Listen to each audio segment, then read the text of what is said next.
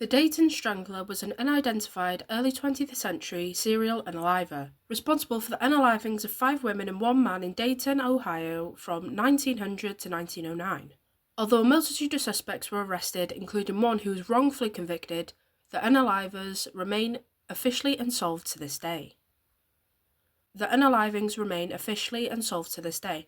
The daughter of a prominent local carpenter, an 11-year-old Ada Lance, was found in a vault in her parents' backyard on the 14th of October 1900. The night before, there was a party in the residence where adults were playing cards, and Ada had left the house unnoticed. Half an hour later, her body was discovered. She had been badly mutilated and bruised, with a scar from a blunt weapon across her face, and she'd been essayed. Several people were arrested, most notably a man named Emmons, who had been standing on the sidewalk near the Lance residence by 2 women, followed a year later with the arrest of 18-year-old Harrison Blessing in a Germantown saloon.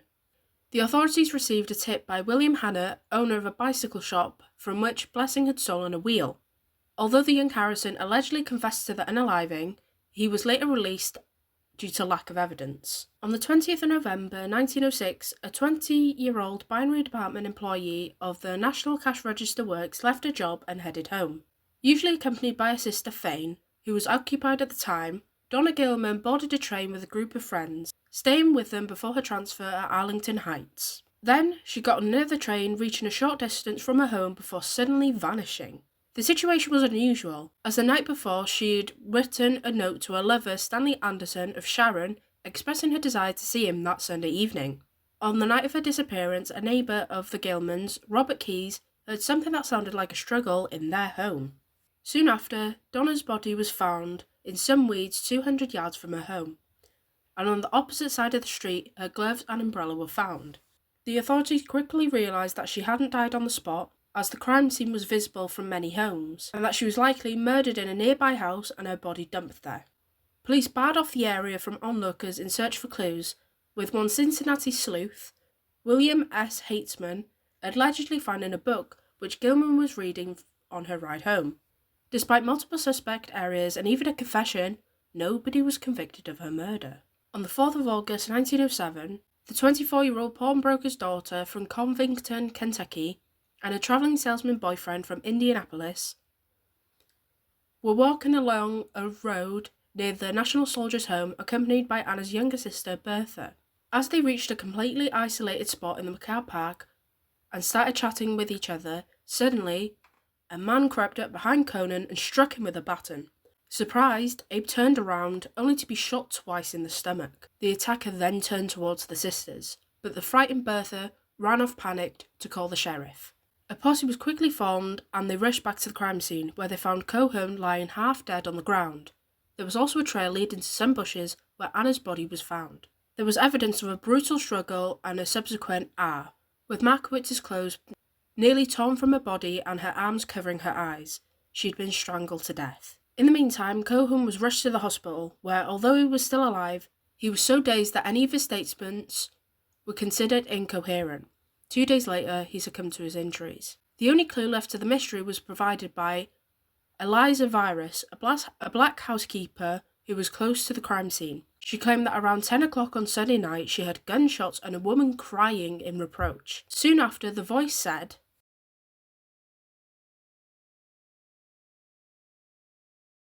"The mysterious Harry was never identified, and the man who was convicted of the double murder, Leighton Hines, was later proven to be innocent." On the 24th of January 1909, a 15-year-old employee of the Kling Tobacco Warehouse left the home of her merchant stepfather, Robert Gupper, in North Dayton. She was carrying a Dayton Savings and Trust Company's deposit book with $9 in it, for placing it in the bank. Her movements after leaving the house remained mysterious, but after she failed to return, her parents became alarmed. Gupper got himself a lantern and organised a search party with the neighbours Arthur Heyer and John Merkel, without notifying authorities until midnight. Lieutenant Haley dispatched officers to aid in the search, but before they arrived, Robert Gepper noticed some disturbed soil which led to a trail. It ended in the estate of Crafton C. Kennedy, where, with the aid of his lantern, Gepper found Mary's lifeless body. The coroner concluded that she'd been essayed and then strangled to death. 2 people claimed to have seen the assailant, Sam Morris and Mr. John Sheff. Morris said that he'd heard cries at about 6:30 and looked outside, observing a man sitting on a fence and glancing at a dark spot in the fields. He then tried to approach the mysterious stranger, who threatened to shoot him. Going back to retrieve his shotgun and fire off a warning shot into the air, by the time Morris returned, the man had vanished. Mrs. Sheff claimed that she had just gotten off the train near the same spot when a man appeared out of the darkness. She began running towards her home, with him following suit, but the man ceased after she entered her home. In the meantime, another woman, Mrs. Powers, was attacked but thankfully saved by her husband James. The perpetrator escaped but left his victim with nearly all clothes torn and her throat bruised. The coroner, upon performing the autopsy, established that the killer had abnormally large hands, as his finger imprints extended far around the victim's neck. 4 days later, a Pennsylvania railroad detective reported a man matching the description was observed getting off at a Dayton train car at Springfield. The suspect was a black man with a roughly bandaged hand, scratched face, and wore corduroy trousers, the same type of clothing that the supposed killer had worn. However, the suspicious man was never located. On the 7th of February 1909, 18-year-old Elizabeth Fullhat from Vandalia arrived in Dayton in search of employment. The day after, she mysteriously vanished. A week after she disappeared, 2 workmen decided to open an old cistern, only to find her body wrapped in a gunny sack floating in the water. She was fished out of the manhole and identified via her brother. What was peculiar about the killing is that Fullhat appeared to be fully clothed, but was lacking her undergarments, suggesting that her killer had redressed her before dumping her body in the cistern. Initially, authorities experienced difficulty in determining the cause of death, due to the notable lack of choking features on the neck, unlike the previous victims. Several theories were advanced, including suicide, poisoning, and that the bag was tied around her head and that she was thrown in there still alive. The murder shocked the denizens of Dayton, and church attendance among women dropped significantly. At night, almost no female was left unescorted. Following Fullhat's death, the killings ceased. Known by the moniker Baby Dave, David Curtis was the 27-year-old adopted son of James Curtis, a painter who lived near the National Soldiers' Home. Described by associates as a half-wit, he did not live with his father, only going there once a week. According to James, ever since he was young, Curtis had the habit of telling fantastical tales, of which he ascribed as his doing. As a former employee of the National Cash Register, he knew about Donna Gilman. The newsboy was arrested following a tip from a Cincinnati Post journalist known only at the time as Myers, and then immediately confessed to the crime. According to his story, Curtis had noticed Gilman deciding to board the same train and get off at a stop. Walking on the opposite sidewalk and following Donna, he eventually crossed over, grabbed her umbrella and strangled her with it without uttering a cry. After killing her, he knelt down and cried over his deed, vowing to never do it again. Despite the length of his confession, it was harshly doubted by many, as he had falsely confessed to another murder 2 years before and was subsequently exonerated. Despite the circumstances, Coroner Walter L. Klein made a statement to the papers that he was completely assured that David Curtis is Gilman's killer, describing him as not very bright but definitely not crazy and surprisingly a cunning individual. On the very same day that statement was written, Curtis suddenly revealed that he was threatened into confessing by County Detective Frank McBride, who had threatened him with the death penalty. He explained that on the date of the murder, he had been distributing newspapers for long after the crime was supposedly committed, and had only heard of it from his friends. Curtis, having a habit to play detective, then went on to conduct his own investigation of the murder scene.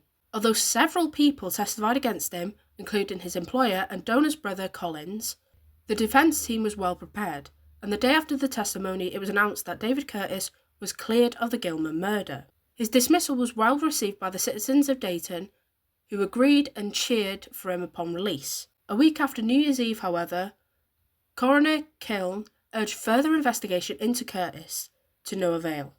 On the 10th of December 1906, the day that Donna Gilman's body was exhumed, an arrest warrant was put out against her mother, Kate. However, due to her ailing health, she was kept under watch, while 2 of her other children, Collins and Fane, were arrested as accessories in their sister's murder. The siblings pleaded not guilty at their trial, with the 18-year-old Collins testifying against David Curtis, who had allegedly confessed to him as well. Upon hearing that there were arrest warrants for her children, Kate Gilman tried to commit suicide by jumping out of a second-story window at the Miami Valley Hotel. but was restrained by the attending nurses. She was ordered to be examined by two reputable physicians, Doctors H.J. Guy and A.H. Iddings, and although she resisted, they declared that she was healthy enough to be transported to jail. At trial, a female co-worker and friend of Donna revealed that the victim had been abused by her mother. For example, one time Donna was locked in the closet simply for wanting a new dress. On the night of her murder, the friend explained that the would-be victim was particularly afraid to go home. On the 22nd of December 1906, the Gilman family members were released from jail on a $5,000 bond. Collins was first to be released, greeted by a crowd of friends, whilst his mother was put in an ambulance and driven off to St. Elizabeth Hospital. In April 1907, the family appeared in court again, this time including another daughter, Bessie, who lived in Germantown. All of them were released on bond again a few days later, the mother and son for $2,500 and the two daughters for $1,000 each. Soon after, the family was cleared of the murder. On the 21st of December that year, Kate Gilman passed away from edema, and 3 days later her body was buried beside that of her murdered daughter. On the 10th of October 1907, a black man by the name of Leighton Hines was arrested on suspicion of killing Anna Markowitz and Abe Conan. It was later alleged by Sheriff Bowes that he'd made a full confession. According to one witness, Frank Allen, on the night of the murders he had seen Hines standing near the Little Parks Bridge.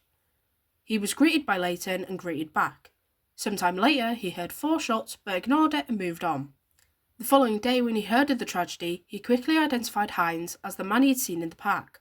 Hines' attorney, Kumler, tried to make Allen budge in his identification, but failed. On the day of his trial, he confessed to never having a criminal record, but to have been intimidated into falsely confessing to the crime. Hines was adamant that the assistant prosecuting attorney, Rosehan, had abused him in the interview, and that Coroner Schuser and Sheriff Bowes encouraged him to confess in order to be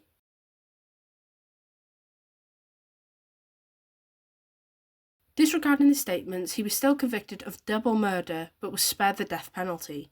When the murders continued on, authorities later admitted that they had doubts about his conviction and later released him. During the long and complex investigation, for which even the head detective in the Gilman murder was once jailed for contempt of court, a multitude of suspects were arrested and then later cleared from the various murders. They are the following. James Rogers, described as a Rogers was arrested for the Gilman killing. Although leads were investigated, nothing was of use and the New York native was later released. Mr. Poole suspect. On the 26th of November 1906, a man by the name of Mr. Poole arrived in Richmond, Indiana from Dayton, claiming to know the identity of Gilman's killer.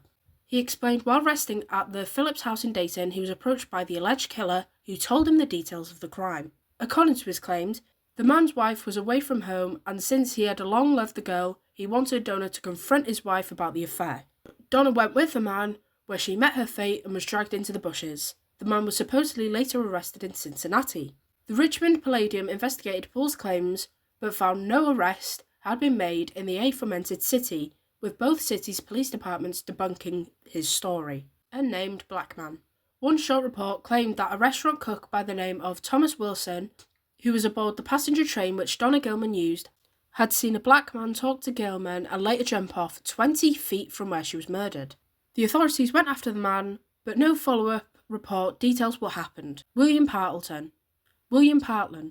A veteran of the Spanish-American War, Partlen was then latest in a series of arrests concerning the Gilman murder. He had bruises on his face and both eyes blackened and was seen near the crime scene. Although he refused to discuss how he acquired the injuries, he claimed to have an alibi and was likely released soon after. The Markowitz siblings.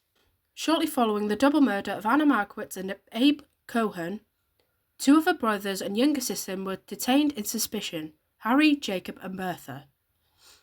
According to authorities, they disapproved of the young couple's relationship and wanted to get rid of both. Sheriff Bowes even claimed that the canvas finger stole found near the crime scene matched the imprint of Harry's thumb, which was coincidentally injured. A pair of handkerchiefs were also located near the crime scene. On the 8th of August, the day of Anna's burial, however, the Markowitz siblings were all released and attended the funeral, in which the local rabbi cursed the ground on which the young girl was murdered. Charles Snyder, a factory worker and boarder of the Geppert home, Snyder was one of the 3 persons taken into custody shortly after Mary Forshner's murder. He was first brought up by barber Leo Kunkel, who accused Snyder of entering into his shop in a panicked state, washing mud and blood off his clothes before abruptly leaving. According to him, this occurred half an hour before Forshner's murder. Little credit was given to his statements, and Snyder was proven innocent of the crime shortly after. Frank Smith, alias J.E. Smith, arrested alongside Cooley and Wilkie Smith, a black man, was at the time charged with attacking a girl on the 8th of January in Dayton's East End. His victim later identified him. Authorities suspected him of unaliving Fullhart solely based on his other crime, but had no conclusive proof, and later released him along with the others.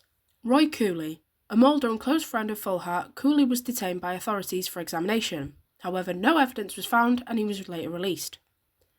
Albert Wilkie, reputed to be Fullhart's fiancé, Wilkie was arrested alongside Cooley and Smith. Although detained for a bit longer than the former, he was released due to lack of evidence as well. Elmwood Waymer, a black Canadian from Ottawa, Waymer was arrested on the 27th of January 1909 in Hamilton on suspicion of unaliving Mary Forshner. He confessed to drinking heavily in the past 6 weeks, and that was his reasoning for his nervous behaviour. A day later, he was released due to lack of evidence. Elmer Carr. On the 25th of April 1909, Carr was accused by his former employer, Mary, or Carrie, Middlestetter, of being responsible for arsons, pickpockets, and the unaliving of 3 women, 2 in Dayton and 1 in Boston, New York. One of the 2 Dayton unalivings was indeed that of Elizabeth Fullhart, reinforced by the fact that the pair were seen together on the 29th of January. However, a few days later, Middlestetter made another statement which ironically exonerated Carr, at least concerning Fullhart unaliving.